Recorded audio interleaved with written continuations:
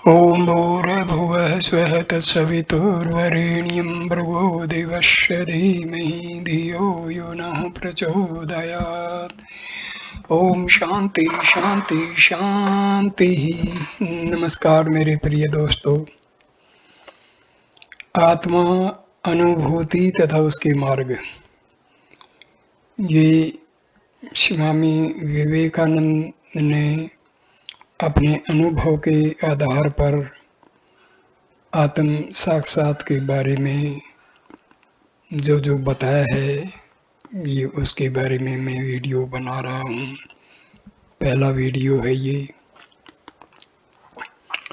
शुरुआत करते हैं। आत्मा अनुभूति की सीढ़ियाँ, ये पहला अध्याय है। ये अमेरिका में दिए हुए भाषण का हिंदी रूपांतरण है। ज्ञान योग का अधिकारी बनने के लिए मनुष्य को पहले श्रम और दम में अपनी गति कर लेनी चाहिए। दोनों में गति एक साथ ही की जा सकती है। इंद्रियों को उनके केंद्र में शिथिल करना और उन्हें बहिर्मुख न होने देने का नाम है श्रम तथा दम। स्वामी विवेकानंद कहते हैं, अब मैं तुम्हें इंद्रिय शब्द का अर्थ समझाता हूँ। देखो, ये तुम्हारी आँखें हैं, लेकिन ये दर्शनेंद्रिय नहीं हैं। ये तो सिर्फ देखने का साधन मात्र हैं। जिसे दर्शनेंद्रिय कहते हैं, वह यदि मुझ में न हो तो बाहरी आँखें होने पर भी मुझे कुछ दिखलाई नहीं देगा। अब मान लो कि देखने का साधन ये बाहरी आँखें मुझ में हैं और दर्शनेंद्रिय भी मौजूद है, लेकिन मेरा मन उनमें नहीं लगा है। ऐसी दशा में भी मुझे कुछ दिख नहीं सकेगा। इसलिए यह स्पष्ट है कि किसी भी चीज़ के ज्ञान के लिए 3 बातें आवश्यक हैं। वे हैं, नंबर 1 साधनभूत बहिर्इंद्रिय, जैसे कान, आँख, नाक इत्यादि। दूसरा दर्शनक्षम अंतर इंद्रिय। तीसरा और अंत में मन। इन तीनों में से अगर एक भी विद्यमान न हो तो वस्तु दर्शन न होगा। इस प्रकार मन की क्रिया बाह्य तथा अंतर, ये 2 साधनों द्वारा हुआ करती है। जब मैं कोई वस्तु देखता हूँ तो मेरा मन बहिर्मुख हो उस वस्तु की ओर झुक जाता है, लेकिन जब मैं आंख बंद कर लेता हूँ और सोचने लगता हूँ तो मन फिर बाहर नहीं जा पाता। वह भीतर ही भीतर काम करता रहता है। दोनों ही समय इंद्रियों की क्रिया जारी रहती है। जब मैं तुम्हें देखता हूँ और तुमसे बात करता हूँ तो मेरी इंद्रियाँ और उनके बाहरी साधन दोनों ही काम करते रहते हैं। लेकिन जब मैं आंख बंद कर लेता हूँ और सोचने लगता हूँ तो सिर्फ मेरी इंद्रियां ही काम करती हैं, उनके बाहरी साधन नहीं। इंद्रियों की क्रिया के बिना मनुष्य विचार ही न कर सकेगा। तुम अनुभव करोगे कि बिना किसी प्रतीक के सहारे तुम विचार ही नहीं कर सकते।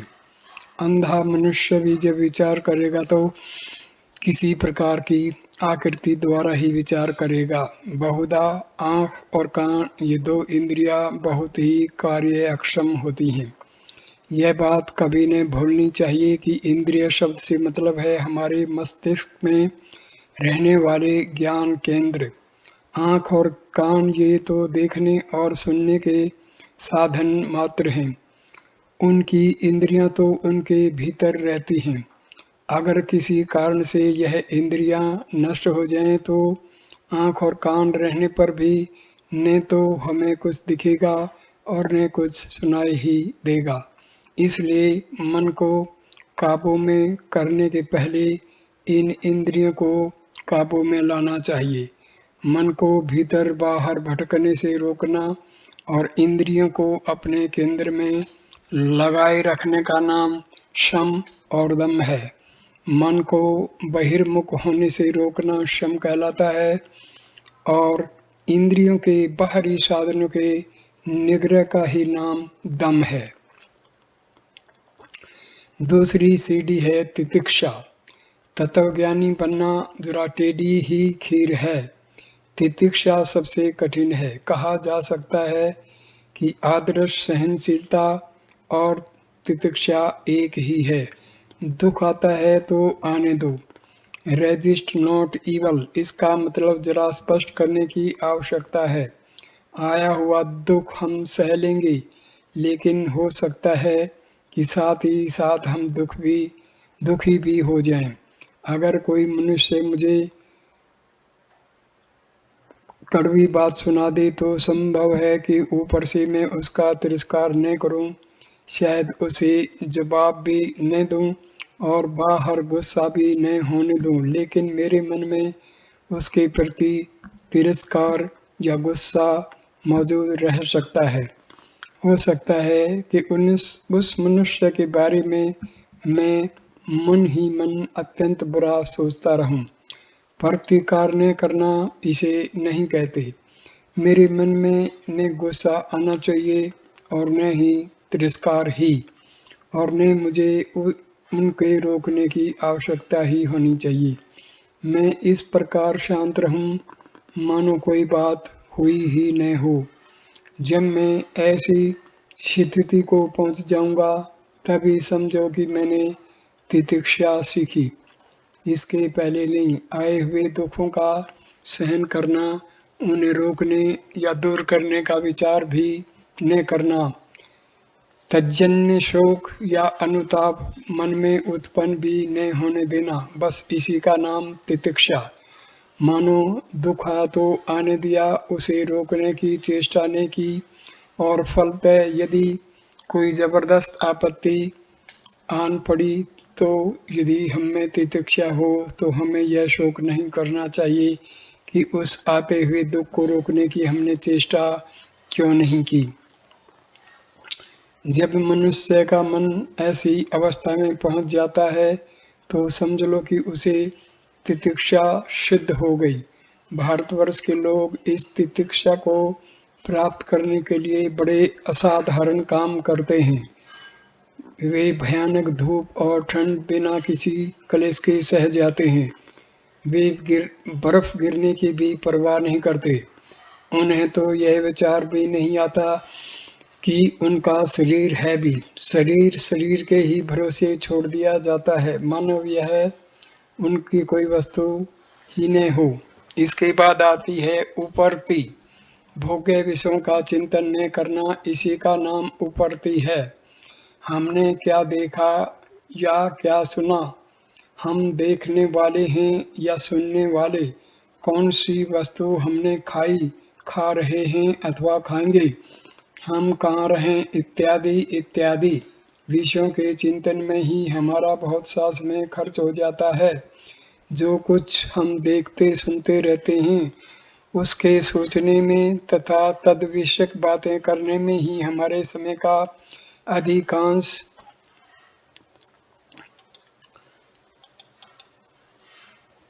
व्यतीत हो जाता है। अगर तुम वेदांती बनना चाहते हो तो तुम्हें यह आदत छोड़ देनी चाहिए। चौथा आवश्यक गुण है श्रद्धा। श्रद्धा मनुष्य का धर्म के प्रति और परमेश्वर के प्रति अमर्याद विश्वास है। जब तक मनुष्य में ऐसा विश्वास उत्पन्न नहीं होता तब तक यह ज्ञानी होने की आकांक्षा नहीं कर सकता।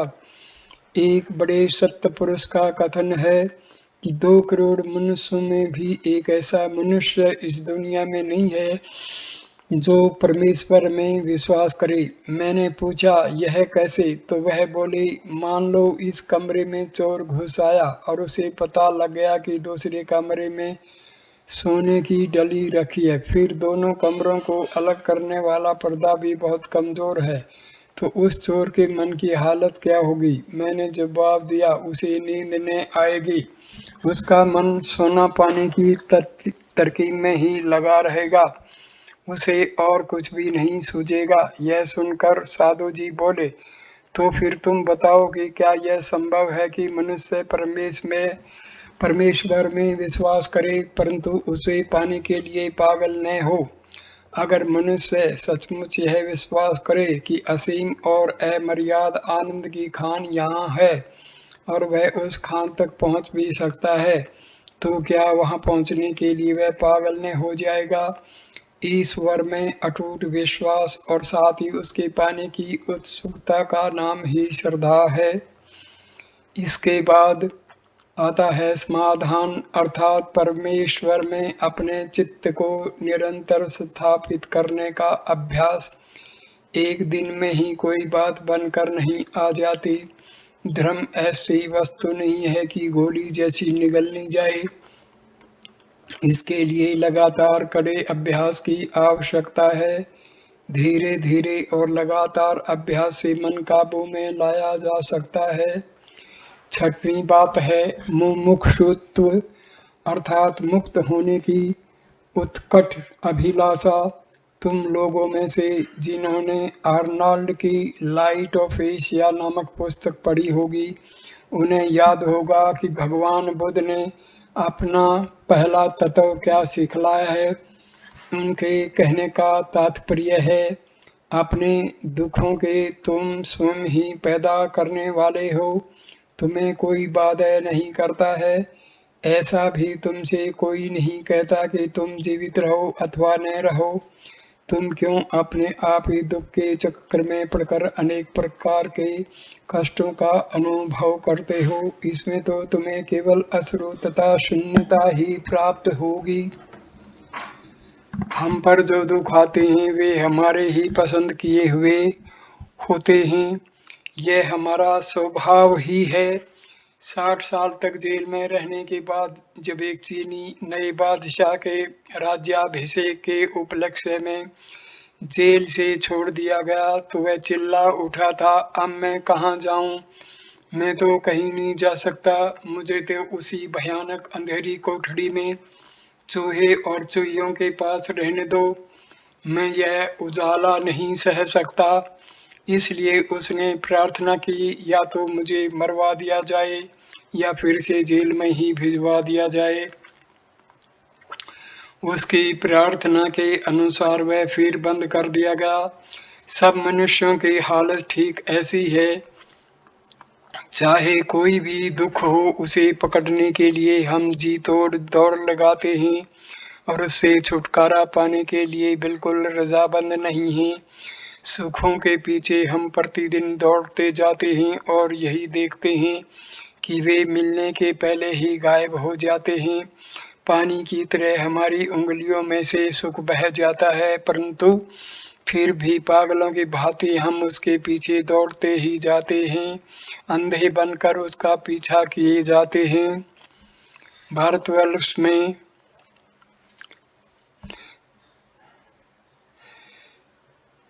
तेल के कोल्हू में बैल जोते जाते हैं। तेल निकालने के लिए बैल गोली गोल घुमाया जाता है।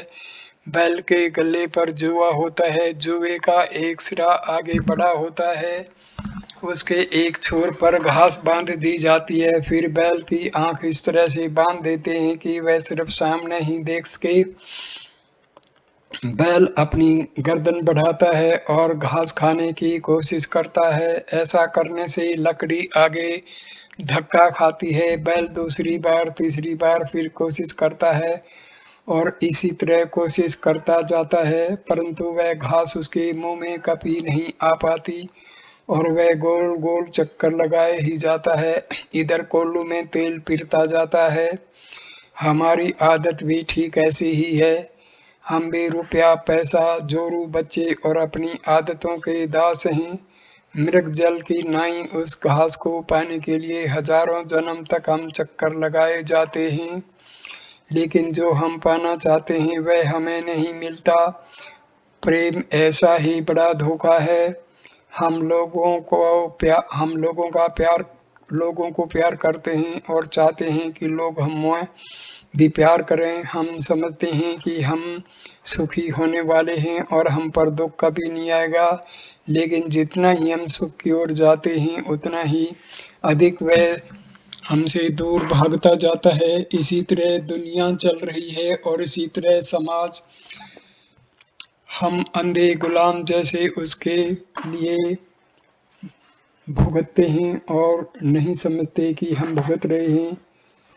तुम जरा अपने ही जिंदगी की ओर देखो, तुम्हें मालूम होगा कि कितना थोड़ा सुख इस जिंदगी में है और मृगजल के पीछे दौड़ने के सदृश इन भोगों का पीछा करते हुए कितना थोड़ा सुख तुम्हारे हाथ आया है। क्या तुम्हें सोलन और क्रीसिस की कहानी याद है? बादशाह ने उस बड़े साधु से कहा, सोलन देखो, इस एशिया माइनर जैसी सुख भरी और कोई दूसरी जगह नहीं है। साधु ने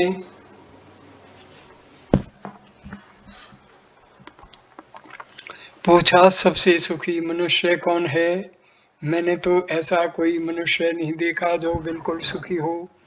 क्रीसिस ने कहा, वह सबसे सुखी मनुष्य मैं ही हूँ। इस पर उस साधु ने कहा, जरा जल्दी न करो, अपनी जिंदगी खत्म होते तक ठहरो। और ऐसा कहकर वह चला गया। कुछ दिनों बाद पर्शियनिया निवासियों ने उस राजा को जीत लिया और उसे जिंदा जला देने का हुक्म दे दिया गया।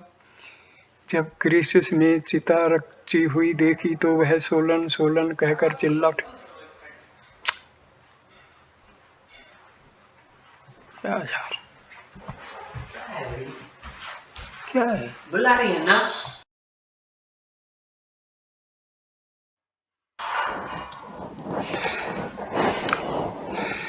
जब क्रीसिस ने चिता रची हुई देखी तो वह सोलन सोलन कहकर चिल्ला उठा। पर्सिया के बादशाह ने जब उससे पूछा कि वह किसको पुकारता है तो क्रीसिस ने अपनी सारी कहानी कह सुनाई। वह बात बादशाह के दिल में चुभ गई और उसने क्रीसिस को मरने से बचा लिया। हम में से हर एक की जिंदगी की यही कहानी है। हमारे स्वभाव का हम पर ऐसा भीषण प्रभाव होता है कि बार बार ठुकराए जाने पर भी उन्माद से बेहोश हो हम उसका पीछा किए ही जाते हैं। हम निराशा में भी आस लगाए बैठे रहते हैं। यह आशा, यह मृगजल हमको पागल बनाए हुए है। सुख पाने की आशा हमें सदा बनी ही रहती है। किसी काल में भारतवर्ष में एक बड़ा सम्राट राज्य करता था। किसी ने उससे एक दिन 4 प्रश्न पूछे। पहला प्रश्न यह था कि दुनिया में सबसे आश्चर्य की बात कौन सी है? उत्तर मिला, आशा। यह आशा ही दुनिया में सबसे आश्चर्य की चीज है। लोग चारों ओर दिन रात मनुष्यों को मरते देखते हैं, परंतु फिर भी समझते हैं कि वे खुद न मरेंगे। हमको यह कभी ख्याल नहीं होता कि हम भी मरने वाले हैं या हमको भी दुख उठाना पड़ेगा। हर एक व्यक्ति यही सोचता है कि उसे तो यश ही मिल जाएगा, पर यह तो असंभव की आस लगाए रहना है। चाहे जितनी ही आपत्तियां क्यों न हों, पर फिर भी यश मिल ही जाएगा। और तो क्या, गणित के सिद्धांत के समान अपयश स्पष्ट प्रतीत होते हुए भी हम आशा किए ही जाते हैं। सचमुच सुखी कभी कोई हुआ नहीं। अगर मनुष्य श्रीमान है और खाने पीने को खूब है तो उसकी पाचन शक्ति ही बिगड़ी रहेगी और वह कुछ नहीं खा सकेगा। और मनुष्य की पाचन शक्ति अच्छी है और उसे दर की सी भूख लगती है तो उसे खाने ही को न मिलेगा।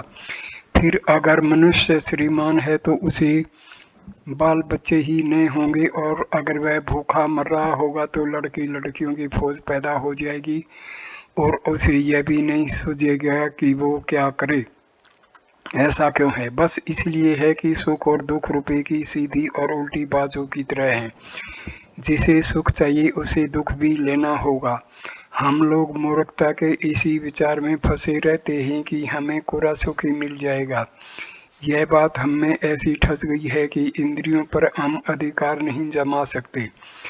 एक बार जब मैं बोस्टन में था तो एक दिन एक नौजवान मेरे पास आया और मेरे हाथ पर उसने कागज का टुकड़ा रख दिया। इस टुकड़े पर हस्तलिखित किसी व्यक्ति का नाम और पता था और आगे यह अब इबादत थी। दुनिया की सारी दौलत और सारा सुख तुम्हें मिल सकता है, पर सिर्फ उसे पाने की तरकीब तुम्हें मालूम होनी चाहिए। अगर तुम मेरे पास आओ तो मैं तुम्हें वह तरकीब सिखला दूंगा। फीस सिर्फ $5। यह चिट्ठी देकर उसने मुझसे पूछा कि कहो तुम्हें क्या चाहिए। मैंने जवाब दिया, तुम्हारे पास स्वयं तो इसे छपा लेने के लिए भी पैसा नहीं है। कम से कम इसे छपवाने भर का खर्च तो तुम पहले अपने आप पैदा कर लो। तुमने तो यह हाथ से लिखा है। मैंने उससे क्या कहा यह वह नहीं समझ सका। वह इसी ख्याल में मशगूल था कि बिना कोई तकलीफ उठाए उसे तमाम सुख और पैसा मिल जाएगा। मनुष्य इस दुनिया में दो प्रकार की गलतियां करता है। पहली है चरम आशावादी वृत्ति, जिस वृत्ति में हर एक वस्तु हमें सुंदर, हरी भरी और अच्छी प्रतीत होती है, और दूसरी है निराशावादी वृत्ति, अर्थात जिस समय ऐसा प्रतीत होता है कि सारी बातें हमारे मन की प्रतिकूल ही हुआ करती हैं। अधिकांश लोग ऐसे हैं जिनके मस्तिष्क की बाढ़ अधूरी ही रह गई है। 10 लाख में एक आदि ऐसा कोई निकलता है जिसकी बुद्धि का अच्छा विकास हुआ हो। बाकी लोग या तो अधपगले होते हैं या उनके सिर ही घुमा हुआ होता है। कोई आश्चर्य नहीं कि हम या तुम एक न एक गलती कर बैठते हैं। जब हम नौजवान और शक्तिमान होते हैं तो हमें ऐसा मालूम होता है कि दुनिया की सारी भोग की चीज़ें हम ही पाने वाले हैं और हमारे लिए पैदा की गई हैं। इसके विरुद्ध जब लोग हमें गेंद की तरह ठोकरों से उड़ाते हैं और हम बूढ़े हो जाते हैं तो हम खांसते खांसते एक कोने में जा बैठते हैं और फिर दूसरों के उत्साह पर भी ठंडा पानी फेरने लगते हैं। बहुत थोड़े मनुष्यों को इस बात का ज्ञान है कि दुख के साथ सुख और सुख के साथ दुख लगा हुआ है, और सुख भी उतना ही घृणाजनक है जितना कि दुख, क्योंकि सुख और दुख दोनों जोड़वा भाई हैं। जिस तरह दुख के पीछे दौड़ना हमारे मनुष्यत्व की विडंबना है, उसी तरह सुख के पीछे दौड़ना भी। जिसकी बुद्धि समतौल है उसे दोनों का ही तिरस्कार करना चाहिए। नियति के हाथ का खिलौना न बनने की कोशिश हम क्यों नहीं करें। अभी हम पर मार पड़ रही है और जब हम रोने लगते हैं तो नियति हमारे हाथ पर रुपया रख देती है। फिर मार बरसती है और हम फिर रोने लगते हैं। अब की बार नियति रोटी का टुकड़ा दे देती है और हम फिर हंसने लगते हैं। ज्ञानी पुरुष चाहता है कि स्वाधीनता, वह जानता है कि विषय निसार है और सुख दुख का कोई अंत नहीं है। दुनिया के कितने धनवान नया सुख ढूंढने में लगे हुए हैं, लेकिन जो सुख उन्हें मिलता है वह पुराना ही होता है। कभी कोई नया सुख हाथ नहीं लगता। क्या तुम नहीं देखते हो कि इंद्रियों को कुछ क्षण तक उद्दीप्त करने के लिए प्रतिदिन किसी तरह मूर्खता के नए नए आविष्कार किए जा रहे हैं। फिर होती है प्रतिक्रिया।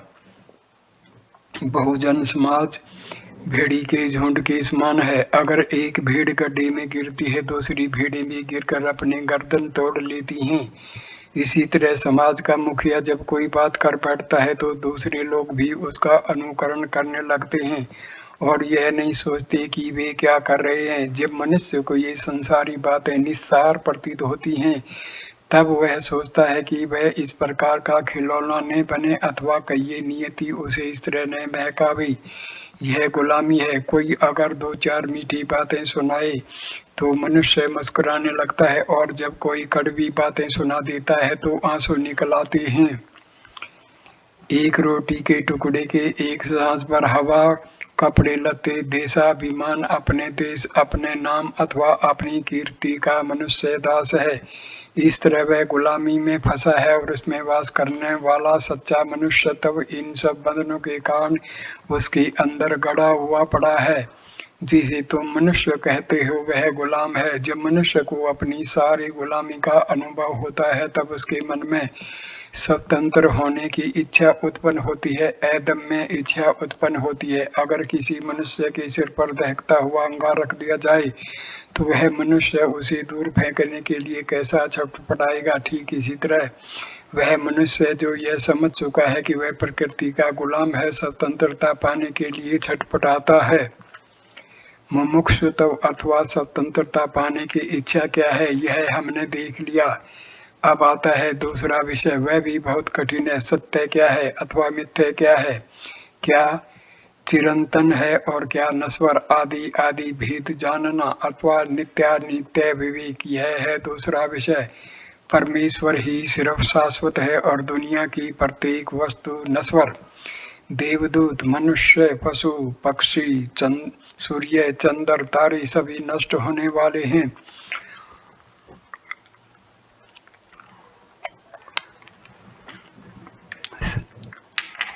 सभी का विनाश अवश्यंभावी है। प्रत्येक वस्तु का निरंतर शिथिलत्व होता रहता है। आज जहाँ पर्वत है वहाँ कल समुद्र था और फिर कल समुद्र दिखाई देगा। प्रत्येक वस्तु अस्थिर है। यह सारा विश्व ही परिवर्तनशील पिंड है। बस वही एक है जो कभी नहीं बदलता, वह है ईश्वर, और हम उसके जितने ही अधिक नजदीक जाएंगे उतना ही कम हमें परिवर्तन या विकार होगा। प्रकृति का हम पर उतना ही कम अधिकार चलेगा और जब हम उस परमेश्वर तक पहुंच जाएंगे, उसके सामने जाकर खड़े होंगे तो हम प्रकृति को जीत लेंगे। प्रकृति का यह दृश्य जाते हमारे अधीन हो जाएगा और हम पर उसका कोई असर नहीं पड़ सकेगा। अगर ऊपर बतलाई हुई साधना हमने सचमुच की है तो वास्तव में इस दुनिया में हमें और किसी बात की आवश्यकता नहीं रहेगी। संपूर्ण ज्ञान हम में ही निहित है। आत्मा स्वभावतः ही पूर्ण है, लेकिन यह पूर्णतः माया से ढका हुआ है। आत्मा के शुद्ध स्वरूप पर प्रकृति के आचरण पर आचरण चढ़े हुए हैं। हमें क्या करना चाहिए? वास्तव में हम अपनी आत्मा की बिल्कुल उन्नति नहीं करते। जो पूर्ण है उसका विकास कौन कर सकता है? हम सिर्फ पर्दा दूर हटा देते हैं और आत्मा अपने नित्य शुद्ध नित्य मुक्त रूप में प्रकट हो जाती है। अब प्रश्न यह आता है कि इस तरह की साधना की क्यों कर आवश्यकता है? इसका कारण यह है कि धर्म साधन न तो आँख से होता है न कान अथवा मस्तिष्क से ही। कोई भी धर्म ग्रंथ हमें धार्मिक नहीं बना सकता, चाहे हम दुनिया के सारे धर्म ग्रंथ पढ़ डालें, परंतु फिर भी ईश्वर या धर्म का हमें तनिक भी ज्ञान नहीं होगा। हम सारी उम्र वे बातें करते रहें और फिर भी कोई उन्नति नहीं होगी। दुनिया में पैदा हुए विद्वानों में से चाहे हम सबसे होशियार हों, फिर भी हम ईश्वर तक नहीं पहुंच सकें। इसके विरुद्ध उच्चतम बौद्धिक शिक्षा पाकर बहुत होशियार बने हुए पुरुषों में अत्यंत अधार्मिक पुरुष निर्माण होते हुए भी क्या तुमने नहीं देखे हैं? तुम पाश्चात्यों की संस्कृति का एक बड़ा दोष यह है कि बुद्धि पर संस्कार करते समय हृदय के संस्कार की ओर तुम ध्यान नहीं देते। इसका फल यह होता है कि मनुष्य 10 गुना अधिक स्वार्थी बन जाता है। यही तुम्हारे नाश का कारण होगा। अगर हृदय और बुद्धि में विरोध उत्पन्न हो तो तुम्हें हृदय का अनुसरण करो, क्योंकि बुद्धि सिर्फ एक तरफ के क्षेत्र में ही काम कर सकती है, वह उसके परे जा ही नहीं सकती। लेकिन वह सिर्फ हृदय ही है जो हमें उच्चतम भूमिका पर आरूढ़ करता है। वहां तक बुद्धि कभी नहीं पहुंच सकती। हृदय बुद्धि का अतिक्रमण कर जिसे हम अंतःस्फूर्ति इंस्पिरेशन कहते हैं उसे पा लेता है। बुद्धि कभी उत्स्फूर्त नहीं हो सकती। वह हृदय ही ज्ञान का आलोक पाने पर स्फूर्ति युक्त बन जाता है। बुद्धि प्रदान किंतु हृदय शून्य मनुष्य कभी स्फूर्तिमान पुरुष नहीं बन सकता। प्रेम में पुरुष की समस्त क्रियाएं उसके हृदय से ही अनुप्राणित होती हैं। एक ऐसा उच्चतर साधन जिसे कि बुद्धि कभी नहीं दे सकती, अगर किसी ने पाया है तो वह हृदय ने, और वह साधन है स्फूर्ति। जिस तरह बुद्धि ज्ञान का है, जिस तरह बुद्धि ज्ञान का साधन है, उसी तरह हृदय है स्फूर्ति का। ज्ञान की निम्नावस्था में हृदय इतना शक्तिशाली नहीं होता जितना कि बुद्धि। एक अपढ़ मनुष्य को कोई ज्ञान नहीं होता, पर वह थोड़ा बहुत भावना प्रधान होता है। अब उसकी तुलना एक प्राध्यापक से करो। उस प्राध्यापक में कितनी अद्भुत शक्ति होती है, लेकिन प्राध्यापक अपनी बुद्धि से मर्यादित है। वह एक साथ ही बुद्धिमान और शैतान हो सकता है, लेकिन जिस मनुष्य का अंतःकरण है वह शैतान कभी नहीं हो सकता। जो मनुष्य भावना युक्त है वह आज तक कभी शैतान नहीं बना। अगर योग संस्कार किया जाए तो हृदय में परिवर्तन हो सकता है और वह बुद्धि का भी अतिक्रमण कर स्फूर्ति में बन जाता है। अंत में मनुष्य को बुद्धि के परे जाना ही पड़ेगा। मनुष्य की प्रज्ञा, उसकी ज्ञान शक्ति, उसका विवेक, उसकी बुद्धि, उसका हृदय, उसका सर्वस्व इस संसार रूपी अक्षीर सागर के मंथन में लगे हुए हैं। दीर्घ काल तक मथने के बाद उसमें से मक्खन निकलता है। यह मक्खन है भगवान। सहृदय विभूतियां मक्खन पा लेती हैं, पर कोरे मनुष्य बुद्धिमानों के लिए सिर्फ एक छाछ बच जाता है। हृदय की शुद्धता के लिए, उस प्रेम के लिए, हृदय की उस अपार सहानुभूति के लिए यह सब पूर्व तैयारियां हैं। ईश्वर पाने के लिए विद्वान या पढ़ा लिखा होने की बिल्कुल आवश्यकता नहीं है। एक बार एक साधु ने मुझसे कहा था, अगर तुम किसी का प्राण लेना चाहो तो तुम्हें ढाल तलवार से सुसज्जित होना चाहिए, लेकिन अगर तुम्हें आत्महत्या करनी है तो सिर्फ सुई ही काफी होगी। इसी तरह अगर दूसरों को सिखलाना हो तो बहुत सी विद्वता और बुद्धि की आवश्यकता होगी, लेकिन आत्मा अनुभूति के लिए आवश्यक नहीं है। क्या तुम शुद्ध हो? अगर तुम शुद्ध होगे तो परमेश्वर को पाओगे। जिनका हृदय शुद्ध है वे धन्य हैं, क्योंकि उन्हें परमात्मा की प्राप्ति अवश्य ही होगी। लेकिन अगर तुम शुद्ध नहीं हो तो फिर चाहे दुनिया का सारा विज्ञान तुम्हें अवगत हो, परंतु फिर भी उसका कुछ उपयोग नहीं होगा। जो किताबें तुम पढ़ते हो उसमें चाहे खुद को तुम गाड़ डालो, परंतु फिर भी कुछ फायदा नहीं निकलेगा। वह हृदय ही है जो अंतिम ध्येय तक पहुंच सकता है। इसलिए हृदय की ही उपासना करो। बुद्धि द्वारा अगम्य विषय शुद्ध हृदय ही देख सकता है, वह स्फूर्तिमय हो जाता है। हृदय वे बातें जान लेता है जिसे तर्क कभी नहीं जान सकता। और अगर तुम शुद्ध हृदय और बुद्धि में झगड़ा पड़े तो तुम अपने शुद्ध हृदय ही की सुनो, भले ही तुम्हें हृदय का कथन तर्क विरुद्ध मालूम हो। जब हृदय परोपकार करने की इच्छा करे तो बुद्धि तुम्हें बतला सकती है कि ऐसा करना अविचार है, लेकिन तुम हृदय की सुनो और तुम देखोगे कि बुद्धि की सुनकर तुम जितनी गलतियां करते हो उससे कम गलतियां करोगे। तुम शुद्ध हृदय ही सत्य के प्रतिबिंब के लिए सर्वोत्तम दर्पण है। इसलिए सारी साधना हृदय के शुद्धिकरण के लिए ही है, और ज्यों ही वह शुद्ध हो जाता है त्यों ही संपूर्ण सत्य उसी अक्षण उस पर प्रतिबिंबित हो जाता है। अगर तुम्हारा हृदय काफी शुद्ध होगा तो दुनिया के सारे सत्य उसमें आविर्भूत हो जाएंगे। जिन मनुष्यों ने दूरबीन, सूक्ष्म वस्तु दर्शक यंत्र या प्रयोगशाला तक कभी न देखी थी, उन लोगों ने कई युगों के पूर्व सूक्ष्म भूतों, मनुष्य की सूक्ष्म ग्राह्य शक्तियों और परमाणु विषयक महान सत्यों का आविष्कार किया था। यह कैसे हुआ था? वे ये बातें किस तरह जान सके थे? यह ज्ञान उन्हें हृदय के बल पर ही हुआ था। उन्होंने अपने हृदय को शुद्ध बनाया था। अगर हम चाहें तो आज भी वह कर सकते हैं। वास्तव में हृदय की सूचिता पर अधिष्ठित संस्कृति ही इस दुनिया के दुखों को कम करेगी, न कि बुद्धि पर अधिष्ठित संस्कृति। बुद्धि सुसंस्कृत की गई, फलतः मनुष्य ने सैकड़ों विद्याओं का आविष्कार किया और उसका परिणाम यह हुआ है कि कुछ थोड़े मनुष्यों ने बहुत से मनुष्यों को अपना गुलाम बना डाला। बस यही हमारा लाभ हुआ है।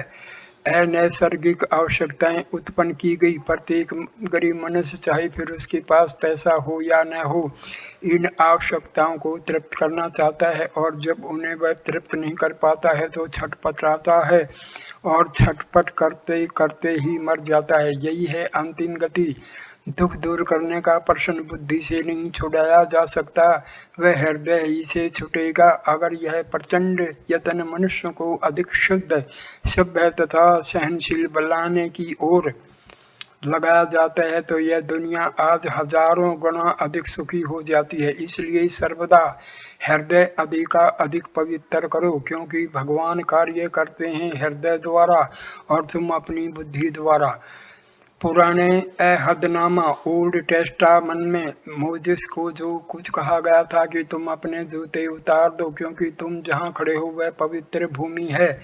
तुम्हें याद होगा, धर्म का अभ्यास करते समय हमें यह आदर युक्त भावना रखकर उसकी ओर बढ़ना चाहिए।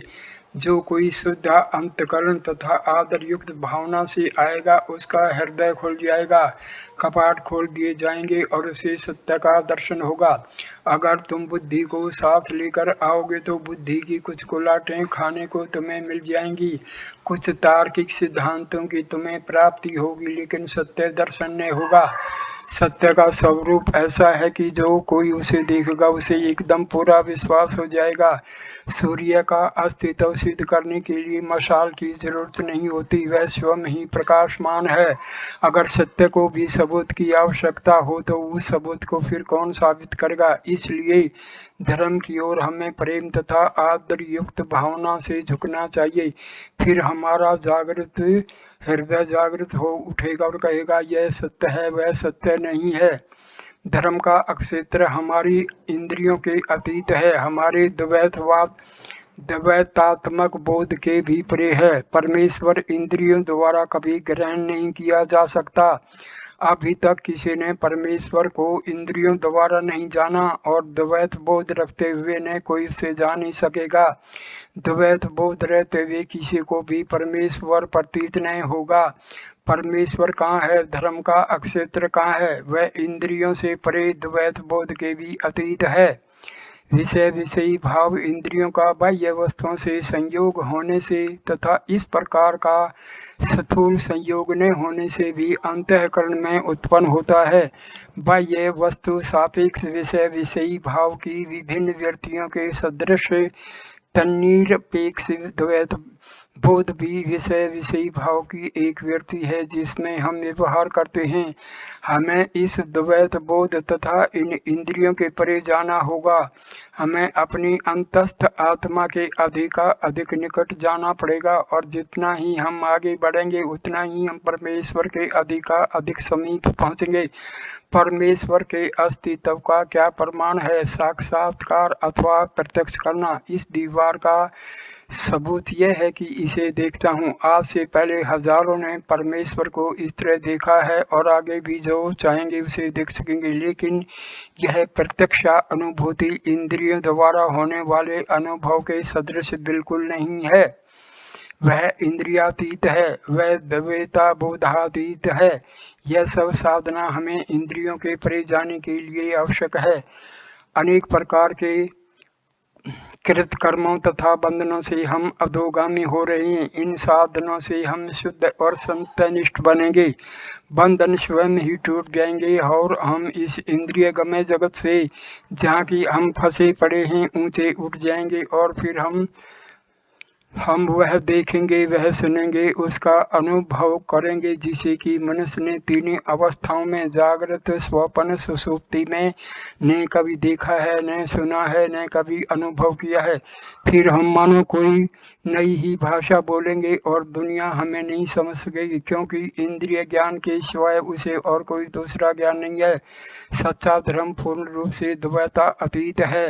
विश्व में रहने वाले प्रत्येक जीव में इंद्रियातीत होने की शक्ति सुप्त भाव में रहती है।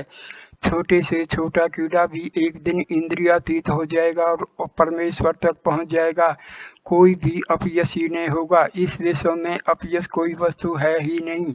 100 बार मनुष्य अपना पतन कर लेगा, 1000 बार वह फिसल जाएगा, लेकिन अंत में उसे ज्ञान होगा कि वह ईश्वर है। हम जानते हैं कि उन्नति कभी सरल रेखा में नहीं होती है। प्रत्येक जीव की गति वर्तुलाकार है और उसे अपना गोल पूरा ही करना होगा। कोई भी जीव इतने नीचे कभी जा ही नहीं सकता कि फिर उसका उत्थान न हो। हर एक जीव को ऊंचा चढ़ना ही होगा। ऐसा कोई भी नहीं है जिसकी सुगति न हो सके। हम सब एक ही मध्य बिंदु से, जो कि परमेश्वर है, प्रकट हुए हैं। ऊंचे से ऊंचा, नीच से नीच जीव जिसे ईश्वर ने उत्पन्न किया है, अंत में उस पिता के पास लौट ही जाएगा जिससे प्रत्येक व्यक्ति श्रेष्ठ है और जब का अधिष्ठान है जिसमें सब विलीन होंगे, वही ईश्वर है।